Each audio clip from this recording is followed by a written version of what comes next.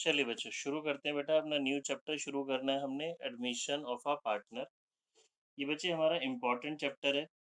इसमें से 8 मार्क्स का एक हमारा फुल फ्लेज क्वेश्चन तो आता ही आता है। उसके अलावा 1 1 मार्कर्स के 1 2 क्वेश्चन या 2 मार्क्स का या 4 मार्क्स का क्वेश्चन भी आता है। तो मतलब आप ये लगा लीजिए अप्रोक्सीमेटली 10 मार्क्स की ये जो वेटेज कैरी करता है इंडिविजुअल चैप्टर। थोड़ा टाइम कंज्यूमिंग चैप्टर है, बड़ा चैप्टर है, बट इसमें टाइम इसलिए लगेगा क्योंकि पार्टनरशिप का मेन हमारा चैप्टर आ जाएगा। आप देखेंगे ना, जैसे हम नाम से ही पता चलेगा, admission of a partner.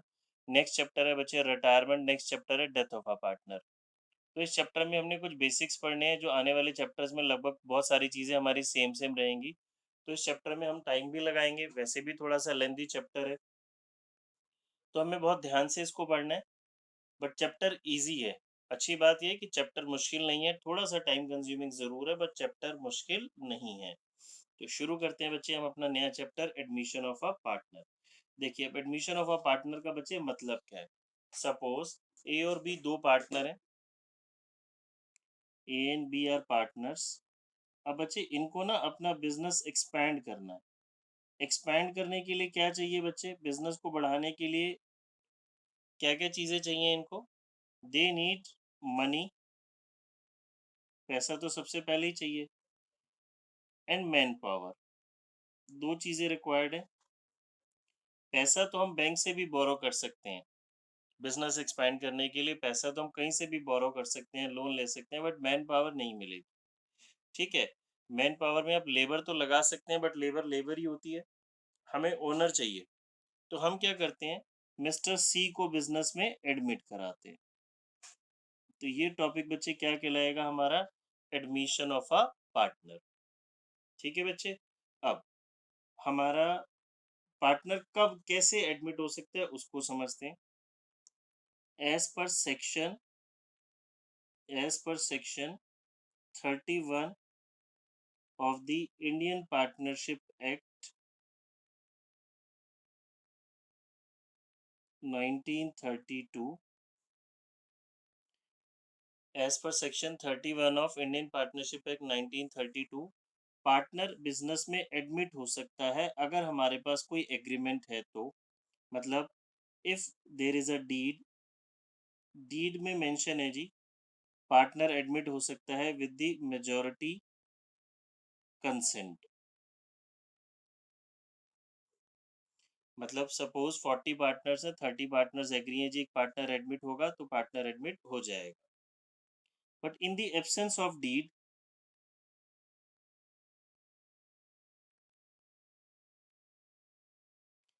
In the absence of deed, आप याद रखेंगे यहाँ पे सभी पार्टनर्स का एग्री होना जरूरी है।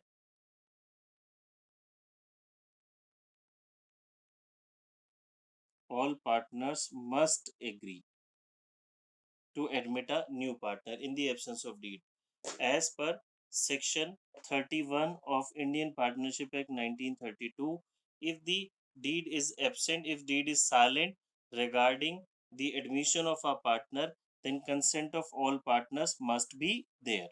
सभी पार्टनर्स का कंसेंट होना जरूरी है। अब बच्चे हमारे पास कोई पार्टनर एडमिट हो गया बिजनेस में, बिजनेस में कोई पार्टनर हमने एडमिट कर लिया, लेट्स सी मिस्टर सी को हमने बिजनेस में एडमिट करा 1/4 शेयर के लिए सपोज। तो मिस्टर सी बिजनेस में हमारे जो भी प्रॉफिट्स एंड लॉसेस होंगे उसमें 1/4 का हिस्सेदार हो जाएगा। जो भी बिजनेस की हमारी एसेट्स एंड लायबिलिटीज होंगी उसमें 1/4 शेयर के लिए मिस्टर सी हिस्सेदार हमारा बन जाएगा। ठीक है बच्चे, बात समझ में आती है। जैसे ही न्यू पार्टनर बिजनेस में एडमिट होगा, वो प्रॉफिट एंड लॉस और एसेट्स और लायबिलिटीज सभी में जितने शेयर के लिए भी वो एडमिट हो रहा है उसके अंदर उतने शेयर का वो हिस्सेदार हमारा बन जाएगा। ठीक है बच्चे। अब देखिए सी बिजनेस में एडमिट हो गया, हम बात कर रहे हैं ए और बी पार्टनर थे, सी बिजनेस में एडमिट हो गया एज अ न्यू पार्टनर। अब सी के एडमिट होने के बाद सबसे पहला आएगा जी प्रॉफिट शेयरिंग रेशियो कैलकुलेशन, कि अब हम प्रॉफिट किस रेशो में कैसे डिस्ट्रीब्यूट करेंगे। तो सबसे पहली चीज़ बच्चे हमारे पास आएगी इस चैप्टर में, जो पहला प्रैक्टिकल हमें काम करना है, new profit sharing ratio calculation. समझेंगे? ए और बी पार्टनर है, सी बिजनेस में न्यू पार्टनर एडमिट होता है, रेशियो 2:1 है। तो बच्चे ये क्या कहलाएंगे? Old partner. ये क्या कहलाएगा? New partner. ठीक है, ये मेरी कहलाएगी ओल्ड रेशो। और ए बी सी हमने सपोज इसको सॉल्व करा और ये मेरा आंसर आ गया, new ratio. A B C तीनों है ना, तो ये मेरी क्या कहलाएगी? New profit sharing ratio. New profit sharing ratio. ये मेरी ओल्ड फर्म थी A and B. After admission of C, A is to B is to C, या ए बी सी, ये बच्चे मेरी क्या बन जाएगी? New firm.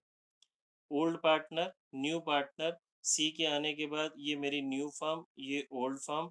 2:1 ओल्ड रेशो थी, ये मेरी न्यू रेशो है। अब इस चैप्टर में जो बच्चे हमारे पास पहला टॉपिक है, पहला प्रैक्टिकल चीज हमें समझनी है, वो सबसे पहले समझना ही ये है कि न्यू रेशो कैसे कैलकुलेट की जाएगी। ठीक है, चलिए देखते हैं उसको। बच्चे न्यू रेशो कैलकुलेशन की बहुत सारी पॉसिबिलिटीज है। मोटे तौर पे इसको हम 4 पार्ट्स में डिवाइड कर लेते हैं। तो हम सबसे पहले करते हैं केस 1, न्यू रेशो कैलकुलेशन का। अच्छा बच्चे, जब आप एग्जाम में क्वेश्चन करते हैं ना, तो वहाँ कहीं नहीं लिखा होता, या बुक में कहीं नहीं लिखा होता ये केस 1 है, ये केस 2 है, ये केस 3 है। ये हमें समझना है। हमने अपने फायदे के लिए क्वेश्चन को केस 1, केस 2, केस 3 में डिवाइड कर लिया। इससे क्या है, हमें आसानी होगी समझने में कि क्वेश्चन में ये डेटा गिवन है, तो हमारे माइंड में एक पिक्चर रहेगी, और ये केस 1 था, इसको इस तरीके से सॉल्व करना है। ठीक है, चलिए मैं क्वेश्चन डायरेक्टली आपको बुक से कराता हूँ। पहले बुक खोलेंगे बेटा, सभी स्टूडेंट्स क्वेश्चन नंबर 1 निकालेंगे अपना। क्वेश्चन नंबर 1 में देखिए क्या कहता है, पेज नंबर 5.85 पे। राज, राम और रमेश पार्टनर्स हैं, रेशो 5:3:2 है। सुरेश एडमिट होता है 1/5 शेयर के लिए, न्यू रेशो निकालना है। देखिए बच्चे, केस 1 की क्या पहचान है, इसमें ना न्यू पार्टनर का शेयर गिवन है आपको बस, और कोई इन्फॉर्मेशन नहीं है। ये ओल्ड पार्टनर्स है, मैंने अभी बताया, ये ओल्ड रेशो है, ये न्यू पार्टनर है, और न्यू पार्टनर का बिजनेस के अंदर शेयर कितना है? 1/5। न्यू पार्टनर के शेयर के अलावा क्वेश्चन में और कोई भी इंफॉर्मेशन गिवन नहीं है। अगर क्वेश्चन में और कोई भी इंफॉर्मेशन गिवन नहीं होती, तो ये बच्चे हमारा फर्स्ट केस कहलाएगा, सिर्फ न्यू पार्टनर का शेयर गिवन है।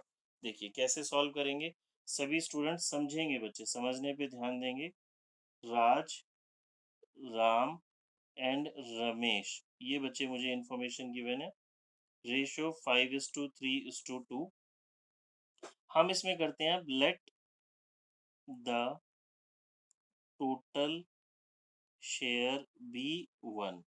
बच्चे जैसे मैथ्स में 100 लेट करते हैं ना, यहाँ पे फ्रैक्शन की बात हो रही है, तो हमने 1 लेट कर लिया कि टोटल शेयर 1 है। इसमें सुरेश का कितना शेयर गिवन है? सुरेश का शेयर गिवन है 1/5। तो बच्चे दैट मीन्स मुझे सुरेश को तो 1/5 देना ही देना है। तो रिमेनिंग शेयर कितना बचेगा? 1 माइनस 1/5 कितना बचा बच्चे? 4/5। बहुत सिंपल सा सीधा सीधा क्वेश्चन है, कुछ नहीं है। ये टोटल शेयर है, ये सुरेश का शेयर है, तो टोटल में से सुरेश को तो मैंने 1/5 देना ही है, ये रिमेनिंग रह गया ना। तो इस केस में अब जो रिमेनिंग बचा ना, इसको आप डिस्ट्रीब्यूट कर देंगे बच्चे ओल्ड पार्टनर्स में। ओल्ड पार्टनर्स में जो उनकी ओल्ड रेशो है, जो मुझे गिवन है, ये इस रेशो में इसको क्या कर देंगे आप? डिस्ट्रीब्यूट कर देंगे। तो डायरेक्टली मेरे पास न्यू रेशो आ जाएगी। देखिए new ratio, Raj, Ram, Ramesh and Suresh. अब बच्चे क्या मिस्टेक करते हैं, वो पूरा क्वेश्चन ठीक करते हैं, यहाँ पे सुरेश लिखना भूल जाएंगे। नहीं बच्चे, ओल्ड में 3 लोग थे, तो न्यू में तो एटलीस्ट 4 होंगे ना, 5 भी हो सकते हैं, ओल्ड में 6 भी, न्यू में 6 भी हो सकते हैं। डिपेंड करता है कितने पार्टनर एडमिट हो रहे हैं, बट अगर आप न्यू रेशो निकाल रहे हैं, ओल्ड में 3 थे, तो न्यू में एटलीस्ट 4 लोग तो होंगे ही ना। अब देखिए राज को क्या मिलेगा, जो रिमेनिंग मेरे पास बचा कितना था? 4/5 बचा था, इनटू जो ओल्ड शेयर था, 4/5 को ओल्ड में डिस्ट्रीब्यूट कर देंगे 5/10। 5:3:2 है। राम को क्या मिलेगा? 4/5 इंटू 3/10। रमेश को क्या मिलेगा? 4/5 इंटू 2/10। और सुरेश का शेयर तो मेरे को पता ही है कितना था, 1/5। सॉल्व करते हैं बच्चे। 20/50, 12/50, 8/50। बच्चे सबका डिनोमिनेटर 50 है, तो मुझे सबके डिनोमिनेटर इक्वली चाहिए होते हैं ना, या तो मैं एलसीएम ले लूंगा या डायरेक्ट कर देता हूँ, यहाँ इसको 10/10 से मल्टीप्लाई कर देता हूँ। 10/10 का मतलब 1 को किसी नंबर से मल्टीप्लाई करें कोई फर्क नहीं पड़ता। इससे होगा क्या, मेरा काम इजी हो जाएगा। 10/50, देखिए डिनोमिनेटर आ गया सेम, तो मेरा आंसर 20:12:8:10। फर्दर ये आगे डिवाइड हो रहा है 10:6:4:5। तो बच्चे मेरी न्यू रेशो आ गई। आपने आंसर जरूर लिखना है एंड में। Raj is to Ram is to Ramesh is to Suresh, ये मेरी न्यू रेशो। देखिए बच्चा, पार्टी किसी को कोई डाउट है तो पूछेंगे। ये मेरा फर्स्ट केस हो गया। फर्स्ट केस की पहचान, सिर्फ न्यू पार्टनर का शेयर गिवन था और कोई इन्फॉर्मेशन नहीं थी, तो मैंने किया late the total one. One को इसमें से सब्ट्रैक्ट किया, रिमेनिंग रह गया। उस रिमेनिंग को, जो बचा हुआ शेयर है, उसको मैंने ओल्ड रेशियो से क्या कर दिया बच्चे, मल्टीप्लाई। ठीक है, चलिए अभी क्वेश्चन दे रहा हूँ मैं, सभी स्टूडेंट्स को करके देखेंगे फटाफट से। इसको नोट बेशक करने की ज़रूरत नहीं है, मैं बाद में आपको जब पिक्स सारा डाटा सेंड कर ही देता हूँ, तब आप इसको कर लेंगे। अभी आपने कर लिया तो साथ साथ अच्छी बात है, नहीं किया तो कोई बात नहीं। अभी मुझे एक क्वेश्चन करके दिखाएंगे, फटाफट से चैट बॉक्स में आंसर लिखेंगे, इसी के बेसिस पे बोल रहा हूँ। ओम एंड शिव पार्टनर है, रेशियो 5:3 है। हरी न्यू पार्टनर आता है, एच न्यू पार्टनर आता है, 4:1:4 शेयर। सिर्फ इतना ही मुझे इन्फॉर्मेशन गिवन है। ओम पार्टनर है, शिव पार्टनर है, हरी न्यू पार्टनर आता है 1/4 शेयर के लिए। बच्चे न्यू रेशियो बताएंगे मुझे फटाफट से सभी स्टूडेंट। केस 2 करते हैं बच्चे। केस 2 होता है when sacrificing share is given, when sacrificing ratio is already given. Sacrificing का मतलब क्या होता है बच्चे, देखिए सैक्रिफाइस का मतलब होता है, मैं आपको सिंपल सी बात अगर समझाऊं, ए और बी दो पार्टनर हैं। सी बिजनेस में न्यू पार्टनर एडमिट हो रहा है। सी आ रहा है, सी मैन पावर भी ला रहा है, पैसा भी ला रहा है, बट प्रॉफिट तो डिवाइड होगा ना। अभी प्रॉफिट डिस्ट्रीब्यूट होता था दो लोगों में, अब सी के आने के बाद कितने लोगों में डिस्ट्रीब्यूट होगा, तीन लोगों में। तो सी के आने से ए और बी का जो प्रॉफिट शेयर है वो थोड़ा डिक्रीज होगा ना। फॉर एग्जाम्पल पहले इक्वली बढ़ता था 1/2 1/2, अभी भी अगर इक्वल रहेगा तो तीन हिस्से हो जाएंगे, 1/3 1/3 1/3। तो अगर मुझे क्वेश्चन के अंदर गिवन है कि सी न्यू पार्टनर आ रहा है और ए और बी से इतना इतना ले रहा है, कि ए से इतना पार्ट ले रहा है, बी से इतना पार्ट ले रहा है, यानी कि अगर मुझे सेक्रीफाइस गिवन है तो मैं न्यू रेशियो बच्चे डायरेक्टली निकाल लूंगा। कैसे, मैं सेक्रीफाइस मुझे गिवन है कि ए को इतना नुकसान हुआ, बी को इतना नुकसान हुआ, तो मैं डायरेक्टली क्या करूंगा, इस ए और बी में से वो सेक्रीफाइस क्या कर दूंगा, सब्ट्रैक्ट। तो मेरे पास डायरेक्टली न्यू शेयर आ जाएगा। ठीक है, देखते हैं बच्चे बुक से question number 2। Ravi and Mukesh partners, ratio 7:3. They admit Ashok for 3/7 share in the firm. अगर क्वेश्चन इतना ही होता तो बच्चे मेरा ये फर्स्ट केस था, डायरेक्टली हो जाता। बट आगे लिखा है which he takes 2/7 from Ravi and 1/7 from Mukesh. देखिए ये अशोक 3/7 शेयर के लिए आ रहा है, 2/7 रवि से ले रहा है, 1/7 मुकेश से ले रहा है, यानी कि मुझे सेक्रीफाइस गिवन है। तो क्वेश्चन लिखते हैं, Ravi and Mukesh partners, ratio 7:3। Ashok बच्चे मेरा न्यू पार्टनर आ रहा है फॉर 3/7 शेयर के लिए। ये इससे लेता है रवि से 2/7 और मुकेश से लेता है 1/7 शेयर। ये बच्चे मुझे क्या गिवन है, सेक्रीफाइस। अब सेक्रीफाइस गिवन है तो न्यू रेशियो डायरेक्टली आ जाएगी मेरे पास। अब मुझे late the total share one करने की जरूरत नहीं है। रवि, मुकेश, अशोक। रवि का शेयर 7/10 -2/7, मुकेश का 3/10 -1/7, अशोक का शेयर है ही मेरे पास कितना, 3/7।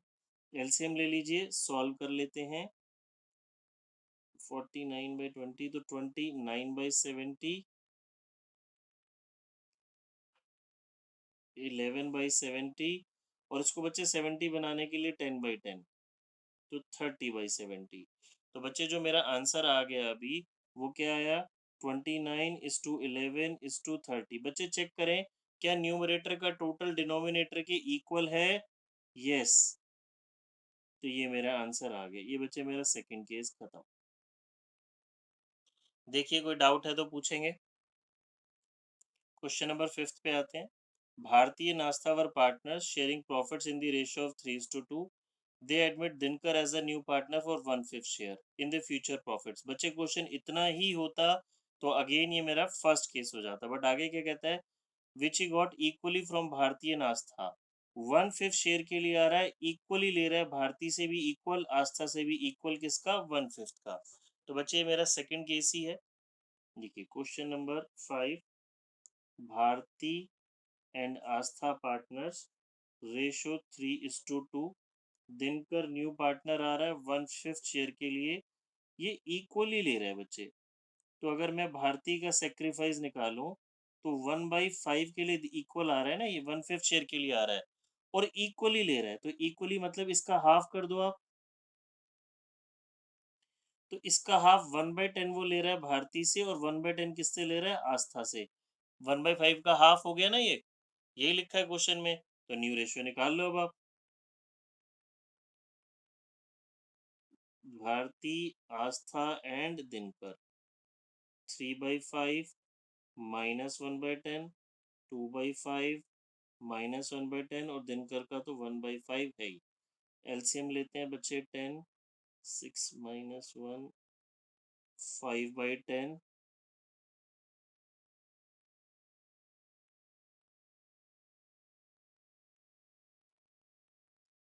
5:3:2। देखे बच्चे, किसी को डाउट है तो पूछें।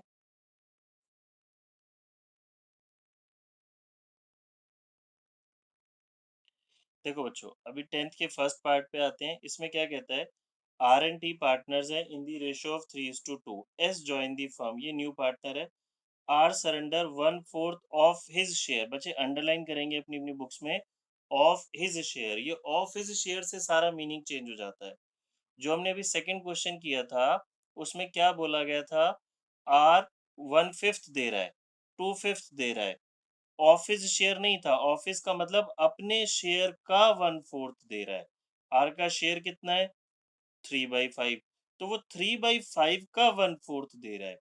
टी कितना सेक्रीफाइस कर रहा है, 1/5 ऑफ हिज शेयर। तो बच्चे इसको हम थर्ड केस बोल देते हैं। इसमें लैंग्वेज यूज होती है ऑफ हिज शेयर। देखिए इसको समझने की पहचान, न्यू पार्टनर का शेयर भी गिवन नहीं है आपको। अब न्यू पार्टनर का शेयर कैसे निकालोगे, कुछ सेक्रीफाइस आर कर रहा है, कुछ सेक्रीफाइस टी कर रहा है। तो अगर मैं आर और टी दोनों का सेक्रीफाइस प्लस कर दूंगा तो एस का शेयर आ जाएगा ना। आर को कितना नुकसान हो रहा है, टी को कितना नुकसान हो रहा है, मतलब ये कितना शेयर दे रहा है, ये कितना शेयर दे रहा है, दोनों के मैं सेक्रीफाइस को प्लस करूंगा तो एस का शेयर आ जाएगा।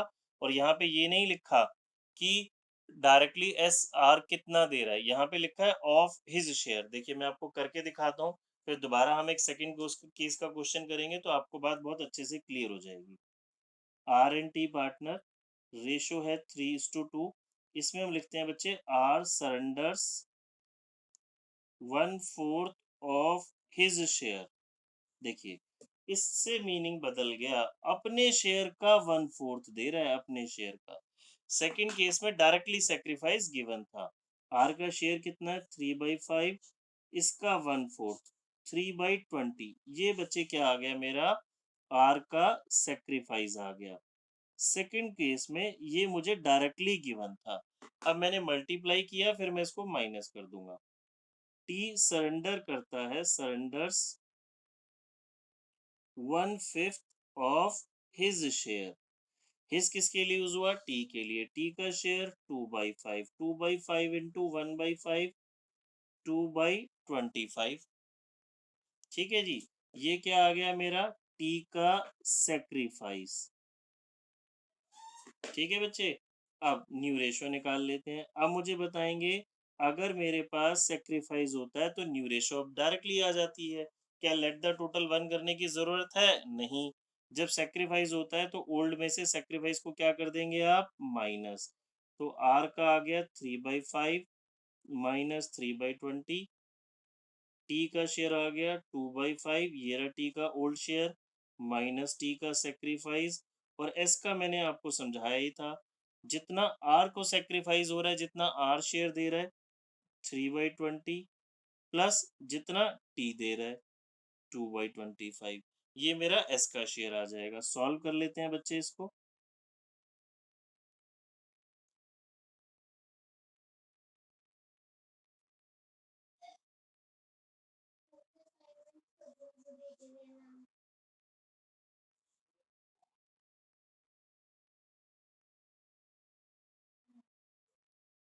बच्चे देखिए, मेरा क्वेश्चन हो गया ये, बट मुझे ऐसे नहीं छोड़ना, नहीं तो मार्क्स कटेंगे, बिकॉज़ सबके डिनोमिनेटर अलग हैं।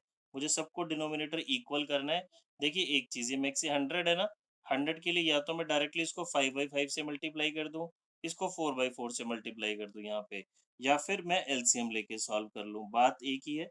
अगर मैं एलसीएम इसको लेता हूँ, देखिए तो मैं इसको लिखता हूँ बच्चे जी, ये मेरे पास है 9/20, 8/25, 23/100, एलसीएम लेते हैं, 100 आएगा इसका, तो 45, 32, 23। तो बच्चे मेरा आंसर आ गया R/T/S, 45/32/23। बच्चे ये आंसर जरूर लिखना है मुझे एंड में, हाफ मार्क इस आंसर का होता है। ठीक है, अच्छे से देखें, किसी को कोई डाउट है तो पूछें।